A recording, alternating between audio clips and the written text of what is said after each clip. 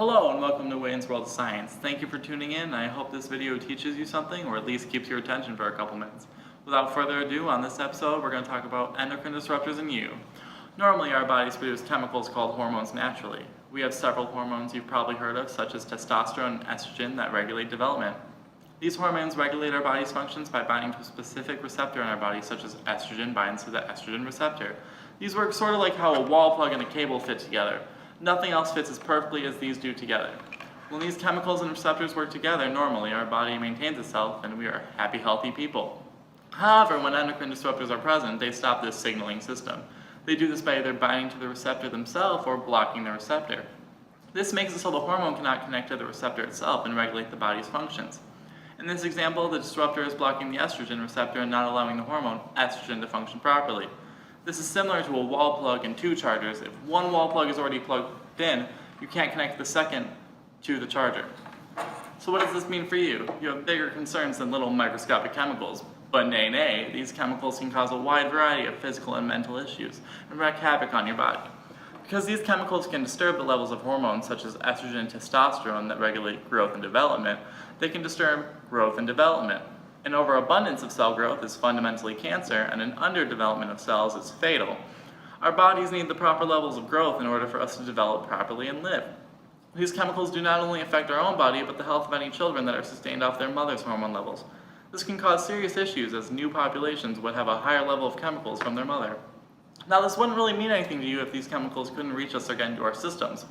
However, they creep up on you daily. Every product on the market contains some sort of different chemical mixture to give it the properties it has.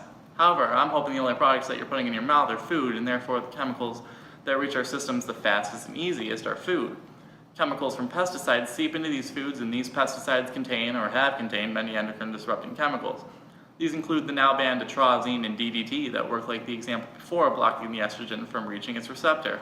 Also, the meat we eat comes from animals raised with the same quality food.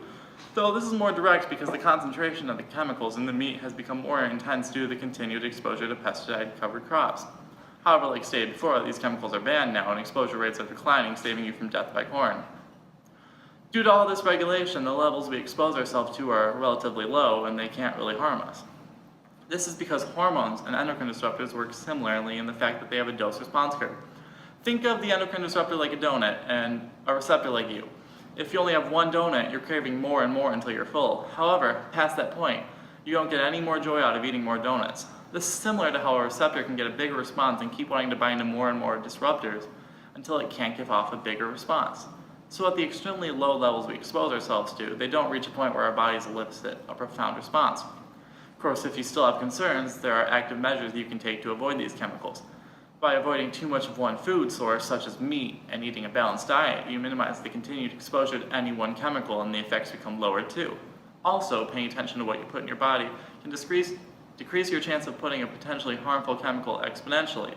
Overall, endocrine disruptors are entirely manageable and an extraordinarily interesting topic as they show the complexity of the relationship between you and the chemicals around you.